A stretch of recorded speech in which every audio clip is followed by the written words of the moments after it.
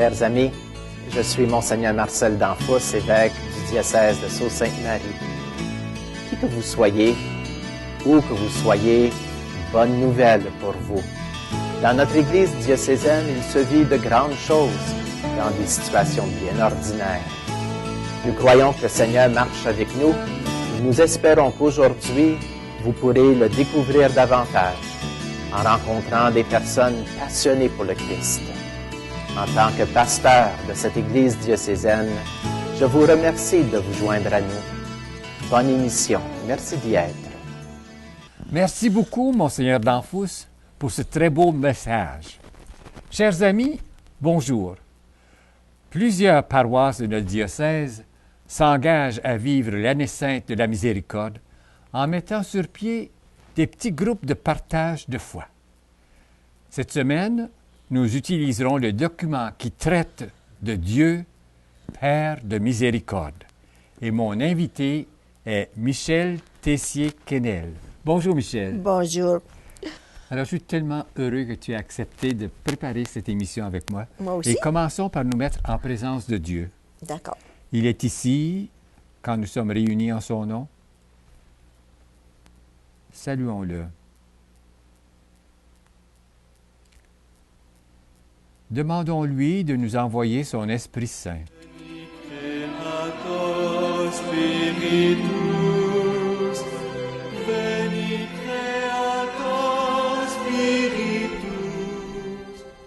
Oui, Esprit Saint, viens en nos cœurs et comble-les de tes grâces. Montre-nous ce que nous devons penser. Enseigne-nous ce que nous devons dire et faire. Nous te le demandons au nom du Père, du Fils et du Saint-Esprit. Amen. Amen. Et nous sommes rendus à la partie où on parle du regard. Parlons de la puissance du regard.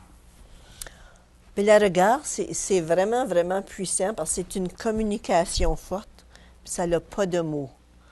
Alors, il faut que tu fasses attention parce que ça a beaucoup d'effets, ça peut avoir beaucoup d'effets sur les gens parce que ça exerce une influence sur les autres. Comprends-tu? Alors, c'est important de toujours avoir un bon regard parce que tu n'as pas besoin de parler qu'un regard. Le regard te dit tout. Et j'ai lu le livre de Monique Lépine, qui est la mère de Marc Lépine. Et dans son livre, Monique raconte que son fils Marc, un jour, elle ne le trouvait plus. Puis, à la fin, elle l'a trouvé dans une garde-robe, caché, en tout rabougri. Puis elle lui demande, mais pourquoi es-tu là? Il y a un monsieur qui est venu ici tantôt, puis j'ai eu peur. Alors, lui avait vécu de l'abus physique de la part de son père. Oh. Et là, le regard de cet homme l'avait rendu tellement... Comme ça. Lui avait fait tellement peur. Alors, d'où vient cette puissance du regard? Je sais pas. Ça peut être appris, ça peut être, comme tu dis, un vécu.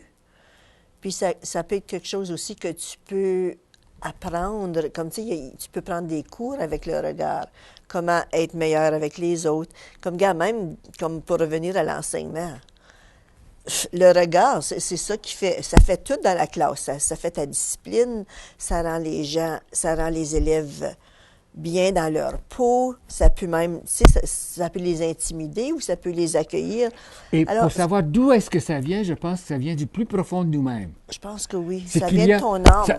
Oui, ça vient. C'est que le regard révèle ce qui se passe en dedans. C'est vrai, puis ça. l'enfant ou l'autre peut deviner soit que c'est encourageant ou bien c'est menaçant. C'est vrai, comme ton petit garçon, lui, c'était... Tu sais, le petit garçon, il voyait ça, alors lui, c'est là que ça venait, son regard, l'effet du regard pour lui. C'est là ce que tu dis. Et comment est-ce que l'autre peut avoir de la puissance sur moi par son regard? Bien, c'est ça, c'est la même chose, comme je te dis. Ça peut être, tu sais, si c'est un regard méprisant, bien, l'enfant, il va se sentir méprisé. Si c'est un regard accueillant, il va se sentir accueilli. Vraiment, je trouve que le regard, ça va venir d'après le vécu là, dans la vie, les circonstances que tu es dedans. Et même, je peux donner à l'autre ce pouvoir. C'est vrai. Tu peux avoir un regard méprisant, comme tu dis, autoritaire, puis tu peux le donner, c'est Je lui vrai. donne le pouvoir. Oui, tu as raison. Je lui donne le pouvoir. Si le regard de l'autre montre qu'il ne s'intéresse pas à moi, qu'il me rejette, je lui donne le pouvoir du rejet. C'est vrai, ça. Je lui donne. Tu as raison. C'est moi-même qui lui donne ce pouvoir-là. Alors, je Alors, donne c'est ça. vrai, ça, c'est vrai, la puissance, vraiment. Hein? Ça vient de là, tu as raison. Wow. Et l'importance d'un regard rempli de tendresse. Pourquoi c'est si important un regard rempli de tendresse? Parce que si tu es blessé, ça va te guérir. Oui. C'est vrai, hein? Oui. Si tu es bouleversé, ça va t'aider à passer à travers ton épreuve. Comme la maman, son enfant est blessé, il est tombé, il s'est fait mal. Oui, Elle le regarde, puis le bébé est guéri. c'est Il vrai, rit. ça. Ou si, tu sais, ou si quelqu'un il vient de vivre une épreuve, puis il est avec une amie ou un ami, puis juste, ils n'ont pas besoin de parler, juste les regarder puis les écouter. C'est ça va les aider. C'est plein de tendresse, Important. puis de miséricorde. C'est vraiment, c'est ça que c'est. Et Michel, on pourrait en parler longtemps, mais il faut avancer. Oui, Alors, on avance avec la parole de Dieu. Aujourd'hui, c'est un extrait de l'Évangile de Saint-Luc. C'est sur la transfiguration. Si tu veux être narratrice, je vais faire les personnages. d'accord. Jésus prit avec lui Pierre, Jacques et Jean, et ils allaient sur la montagne pour prier. Pendant qu'ils priaient, son visage apparut tout autre. Ses vêtements devinrent d'une blancheur éclatante. Et deux hommes s'entretenaient avec lui. C'étaient Moïse et Élie, apparus dans la gloire. Ils parlaient de son départ qui allait se réaliser à Jérusalem. Pierre et ses compagnons étaient accablés de sommeil, mais, se réveillant, ils virent la gloire de Dieu et les deux hommes à ses côtés. Ces derniers s'en alla quand Pierre dit à Jésus, « Maître, il est heureux que nous soyons ici. Dressons donc 3 tentes, une pour toi, une pour Moïse et une pour Élie. » Ils ne savaient pas ce qu'il disait. Pierre n'avait pas fini de parler qu'une nuée survint et les couvrit de son ombre. Ils furent saisis de frayeur lorsqu'ils y pénétrèrent. Et de la nuée, une voix se fit entendre. « Celui-ci est mon fils, celui que j'ai choisi. Écoutez-le. » Quand la voix eut retenti, on ne vit plus que Jésus seul. Les disciples gardèrent le silence de ce qu'ils avaient vu. Ils ne dirent rien à personne à ce moment-là. Acclamons la parole de Dieu. Louange à toi, Seigneur Jésus. Nous avons eu la chance de lire ce texte-là avant. Dans le petit groupe, on donne la chance aux gens de se pencher sur le texte, de se laisser prendre par une parole. Maintenant, toi, est-ce qu'il y a une parole qui t'a frappé dans ce texte de l'Évangile que nous venons de lire? Oui, moi, c'est qu'il ça dit, il ne dit rien à personne. Puis moi, ça me... Je dis ça, il me disait, moi, si j'avais été là, ils viennent juste de voir Jésus, puis Dieu dans toute leur gloire, comme il s'est révélé à eux autres. Là. Puis ça arrive jamais, ça, là. Puis là, ils diront rien à personne. Comme, je comprends pas pourquoi est-ce qu'ils vont pas rien dire. Parce que Jésus leur dit pas. Tu sais, il y a des fois dans l'Évangile, il leur dit, comme des guéridons, dis-les pas, dis-les pas. Mais là, il dit pas. Mais pourquoi à ce moment-là? Comme Jésus, il vient de se révéler, là, c'est comme extraordinaire. Mais moi, c'est ça qui me frappe dans ça. Ils me disent rien à personne. Comme, c'est vrai que c'est beau, ils viennent...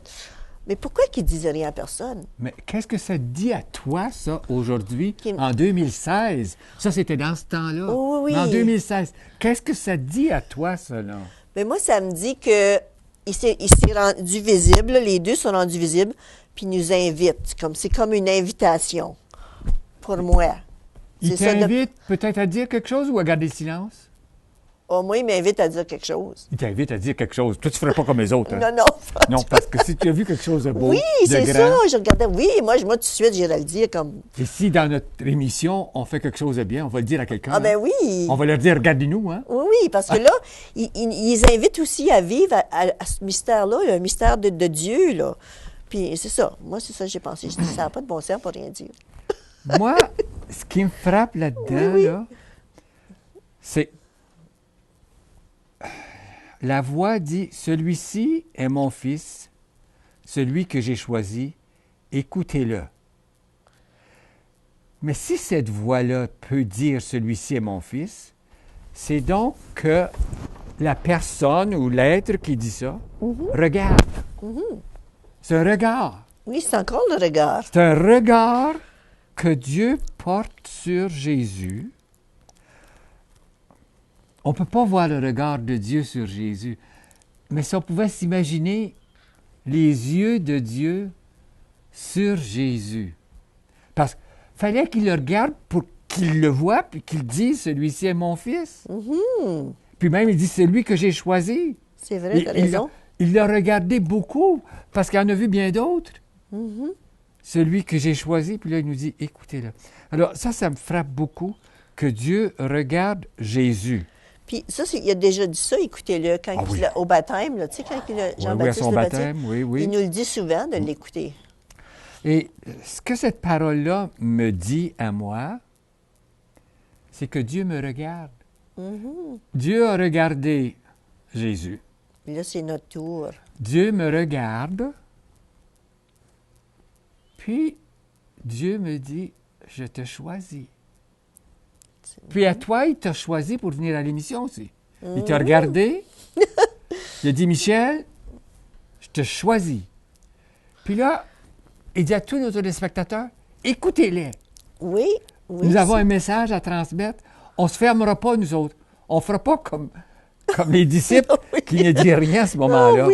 Alors, Dieu nous choisit. Il nous regarde, puis il nous choisit. Puis des fois, les gens pensent qu'ils ne sont pas capables.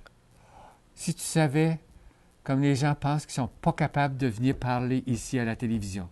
Oui, hein? Il y en a beaucoup. Beaucoup. Dieu les choisit, puis il les rend capables. Il choisit des personnes qui peuvent être tellement simples, ce pas des professeurs d'université. Il les rend capables, puis leur message est extraordinaire. Il les choisit, puis il les rend capables. Alors Dieu nous choisit. Mais Michel, il faut avancer. Oui, je sais, il faut avancer. Et là, il faut aller à la lettre du pape. Puis, cette lettre-là nous parle du visage de la miséricorde. Et dans le paragraphe 6, dis-nous donc ce que tu aimes. Bien, dans le paragraphe 6, ce que j'aime, c'est que il nous parle de sa miséricorde, mais il nous dit aussi que c'est un don gratuit qu'il nous donne depuis le début des temps, depuis le début de l'Ancien Testament, dans les psaumes. Puis il nous a toujours donné des signes de sa miséricorde. Puis c'est vraiment une réalité concrète, la miséricorde de Jésus, surtout quand tu lis ton paragraphe ici, là. Puis ce que j'aime le plus, c'est que ça nous dit qu'il est patient, puis son amour est inconditionnel pour tous et chacun de nous. Ça fait rien ce que tu fais, où tu es, il va être toujours là pour toi. C'est ça vraiment que ça parle dans ça, puis ça donne des beaux exemples concrets. Michel, moi je viens de trouver un beau livre. Je te le montre, mais je veux le montrer aux téléspectateurs. Oui. Et ce livre-là est sorti le 12 janvier. Okay. C'est tout frais. De cette année. Et le titre du livre? Le nom de Dieu est Miséricorde. Dans ce livre, il y a beaucoup de trésors, mais à la page 108, j'aimerais que tu nous lises quelque chose que j'aime beaucoup. OK.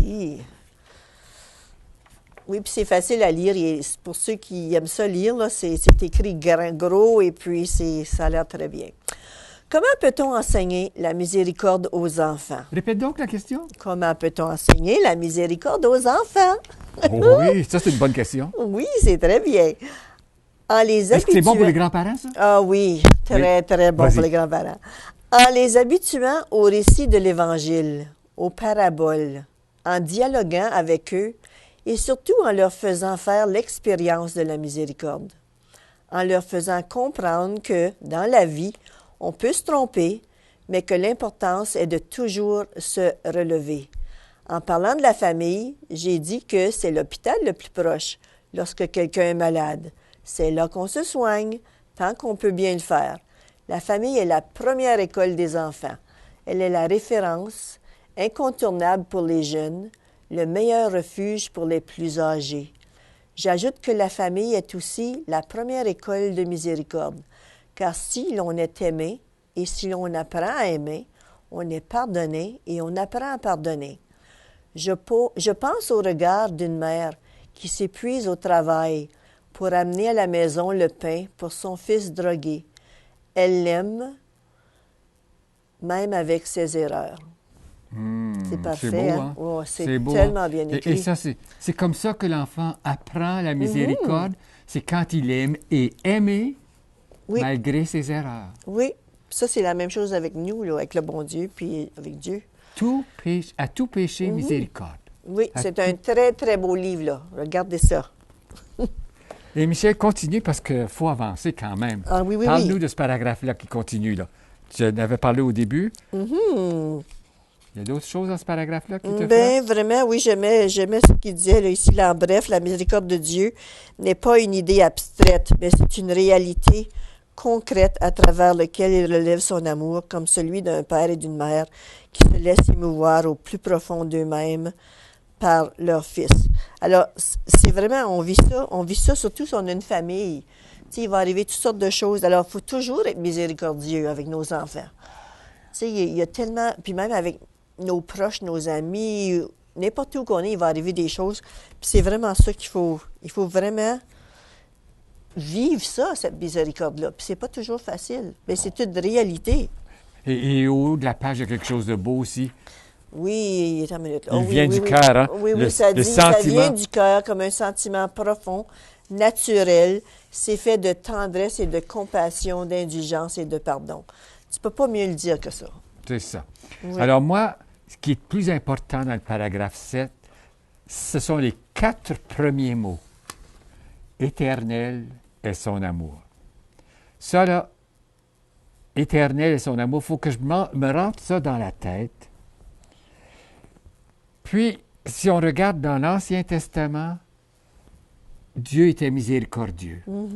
Il a eu pitié d'eux autres. Ils avaient même un psaume qui s'appelait « Éternel est son amour ». Et c'est vraiment ce que je dois retenir de ce paragraphe-là. Même Jésus a prié avec ce psaume-là. Et après avoir chanté ce psaume, il a institué l'Eucharistie. Puis, en instituant son Eucharistie ou l'Eucharistie pour nous, Jésus pensait certainement à la miséricorde. Parce qu'il s'en allait vivre, donner son corps, donner son sang pour nous sauver. C'est un don qu'il faisait, c'est de la miséricorde. Et il était conscient de ce grand mystère d'amour. Et aujourd'hui, de savoir que Jésus lui-même a prié avec ce psaume, le rend encore plus important pour nous tous, les chrétiens. Et je voudrais donc prier souvent, Éternel est son amour. Oui. Dis-le donc. Éternel est son amour. C'est ça. Oui, c'est vrai, tu as raison. Et maintenant, on s'en va au paragraphe 8. OK. Le paragraphe 8, moi, ce que j'aime, c'est que le regard fixé sur Jésus et son visage miséricordieux. C'est toujours ce mot de miséricorde qui revient. Puis, il y avait la mission que Jésus a reçue du Père, c'était de révéler son amour. OK? Alors, puis Dieu est amour. Puis ça, c'est visible puis tangible dans toute la vie de Jésus. OK? Puis notre paragraphe, il continue que ça dit que peu importe les circonstances, les mauvais choix qu'on fait, il est toujours là. Il est toujours plein de miséricorde, plein de compassion, puis il est toujours là. Tu sais, ça fait rien qu'est-ce qu'on fait, nos mauvais choix. Il va être là. Toujours, toujours. Puis c'est ça que ça dit vraiment. Tu sais, il est amour. Et tout en lui parle de miséricorde. Oui, c'est ça. Tout en lui parle de miséricorde. Et rien en lui ne manque de compassion. C'est ça. Puis il va toujours être prêt pour nous autres. Ça fait rien si tu le laisses de côté une petite secousse parce que il va être là. Il attend. Il attend. Il attend. Oui, c'est ça. Et dans le paragraphe suivant, ce qui me touche, c'est quand Jésus regarde les foules. Le pape nous dit que face à la multitude qui le suivait, Jésus, voyant qu'ils étaient fatigués, épuisés, égarés, sans berger, Jésus a éprouvé au plus profond de son cœur une grande compassion pour eux. Alors Jésus les a regardés d'abord. Jésus regarde. Puis il voit. Puis là, il est touché au plus profond de son cœur. Oui. Puis là, il a voulu faire quelque chose, puis il a commencé à les enseigner. Et Jésus lisait dans le fond du cœur. La veuve de Naïm, qui s'en venait, elle venait de perdre son bébé, son fils unique, en plus d'être veuve. Et Jésus, quand il l'a rencontré, il a éprouvé une profonde compassion, une douleur immense pour cette mère en pleurs. Et il lui redonne son fils. Il ressuscite son fils de la mort. Et après avoir délivré le possédé, il lui donne une mission. Ce type-là était possédé. Oui. Il ne pouvait rien faire de bien. Et après l'avoir délivré, parce que Jésus peut nous libérer, il peut nous délivrer. Et la mission que Jésus donne à ce possédé, annonce tout ce que le Seigneur a fait pour toi dans sa miséricorde. Répète donc ça, ce message-là. Annonce. Où est-ce que tu as vu ça? Non, en tout cas, c'est pas oui, grave. Oui, je le vois. Une minute. Annonce tout ce que le Seigneur a fait pour toi dans sa miséricorde. C'est ça. Ça veut dire qu'on a une mission. Oui. Et c'est important de témoigner. De témoigner comme lui était possédé. Oui. Va le dire. Oui. Et nous autres aussi, nous sommes appelés à aller le dire. Et c'est vraiment ce qui te porte dans ton cœur, toi, d'aller le dire, de l'annoncer, pas de garder le silence. Non, moi non. C'est bon ça. Et en passant devant Matthieu, là, Jésus a regardé Matthieu dans les yeux. Matthieu, c'est un collecteur d'impôts. Oui, c'était pas... Puis des fois, il pouvait en mettre dans sa poche. Hein? Alors, Jésus l'a regardé. C'est encore le regard, tu vois. Oui, c'est encore le regard. Oui. Et le pape nous dit que c'était un regard riche de miséricorde qui pardonnait les péchés de cet homme.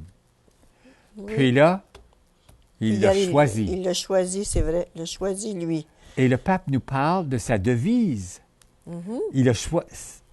Cet évangile-là a guidé le pape à choisir sa devise Miserando atque eligendo, ça veut dire miséricordieux et choisi. Oui. Alors, miséricordier, ce n'est pas un mot qui existe vraiment dans notre langue, mais le pape a été miséricordier lui aussi.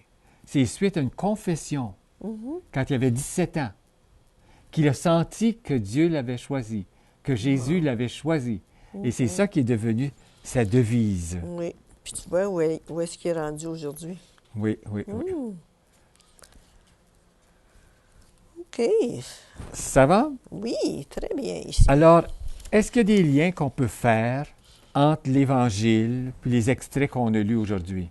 Oui, parce que on a trouvé, tu as préparé tellement de beaux documents, mais il y a quelque chose qui me frappe avec ce lien-là parce que ça nous invite à se laisser regarder. Puis à regarder comme Jésus. C'est pas toujours facile de regarder comme Jésus. Mais on est invité à faire ça. Puis il faut ça c'est par la prière, dans l'Eucharistie, par la confession, dans nos frères, surtout ceux qui se sentent abandonnés, puis les plus isolés. Puis il y en a beaucoup de gens comme ça. Tu sais, des fois, tu penses qu'il faut que tu es partout, puis tu regardes, mais des fois, ils sont juste là à côté de toi. Puis c'est juste de regarder, puis de les trouver. Puis apprendre à regarder comme lui nous regarde. Partager sa tendresse, sa miséricorde avec les malades, les prisonniers, les personnes âgées, les familles en difficulté. Vraiment, on est appelé à apprendre comme Jésus, faire comme lui. Puis les prisonniers, bien ça c'est plus difficile, mais tu sais, les personnes âgées, il y en a partout. Il y en a tellement de maisons de personnes âgées. C'est pas difficile quand on a juste comme peut-être une demi-heure, juste à commencer. Puis une fois que tu commences, là, tu vois le besoin, puis là, tu peux continuer. Puis même les gens dans ta famille là, sont proches, puis des fois, ils ont besoin d'aide. Puis des fois, les prisonniers ne sont pas tous dans des prisons. C'est vrai, ça. Je peux être prisonnier de la peur. Oui. Je peux être prisonnier de mes passions. Oui, c'est vrai. Je n'avais pas vu ça comme ça, mais c'est Alors, un bon point, nous ça. Nous sommes prisonniers et quand quelqu'un peut venir me délivrer de ma prison. Bien, c'est ça. Alors, avec c'est un ça, regard, vraiment, ça là, peut être fait. Ça va très, très bien avec ça, là, comme... C'est bon. Ça nous donne bien des choses à faire, là. Oui. Et avant de terminer, là, il y a quelque chose de vraiment spécial que tu as trouvé et que tu voudrais nous lire. Oh oui, ça c'est vrai, ça. Alors, le pape, avec ses bulles, pour l'année de la miséricorde, ça vient de lui, celui-là. Puis ça dit, « La miséricorde est le mot-clé de l'Évangile. Nous pouvons dire que c'est le visage du Christ. Ce visage qu'il a manifesté quand il allait à la rencontre de tous, quand il guérissait les malades, quand il s'asseyait à table avec les pécheurs, et surtout quand, cloué sur la croix, il a pardonné. Nous avons là le visage de la miséricorde divine. » Alors, je trouve cette parole-là incroyable. Parle-en un tout petit peu. Bien, c'est vraiment tout là, comme c'est le visage du Christ. Ça veut dire vraiment, il faut vraiment que tu sois là pour aller rencontrer les gens. Tu sais, comme, il faut juste que tu sois là, tu y ailles là. Tout feu, tout flamme. Et ce qui me frappe dans ça, c'est que le pape nous dit que la miséricorde est le mot-clé Oui, de l'Évangile. En lisant l'Évangile, je cherche tout le long la miséricorde de Jésus. Oui. C'est ça, en lisant cette année-là, c'est ce que nous pouvons faire, surtout pendant le carême. Hein? Oui, Et c'est vrai, ça, c'est le Pour mot qui est-ce que nous aimerions prier aujourd'hui? Moi, j'aimerais prier pour ça, là, les familles, les familles qui sont dans le besoin, les pécheurs. Aussi, on pourrait rentrer, tu sais, on parle tellement des réfugiés là, qui arrivent au Canada, puis eux autres, c'est tout un nouveau monde, ça. Puis moi, j'aimerais prier pour que les Canadiens, on les accepte, là. Comme il y a bien des gens qui les acceptent, mais il y a un gros pourcentage qui ne sont pas d'accord. Puis moi, j'aimerais qu'ils voient la miséricorde de ceux, c'est ça, ils ont besoin de notre miséricorde ici, là. Alors, pour que tout le monde se sente aimé de Dieu. Oui, ça, c'est une vraiment bonne... En passant par nous. Oui. Et notre D'accord. prière, si tu veux commencer? Dieu, Père miséricordieux, tu as révélé ton amour dans ton Fils Jésus-Christ et l'as répandu sur nous dans l'Esprit Saint Consolateur. Nous te confions aujourd'hui le destin du monde et de chaque personne. Penche-toi sur nos péchés, guéris notre faiblesse, vainc tout mal, fais que tous les habitants de la terre fassent l'expérience de ta miséricorde, afin qu'en toi, Dieu un et trine, il trouve toujours la source de l'espérance. Et Père éternel, par la douloureuse passion et la résurrection de ton Fils, ensemble de nous ta miséricorde, ainsi qu'au monde entier. Amen. Et nous demandons à Dieu de nous bénir tous, spécialement les jeunes qui se préparent à aller au JMJ, au nom du Père, du Fils et du Saint-Esprit. Amen. Et merci beaucoup d'avoir Émile, de m'avoir invité. Et chers amis, au revoir à une prochaine, c'est déjà fini. OK.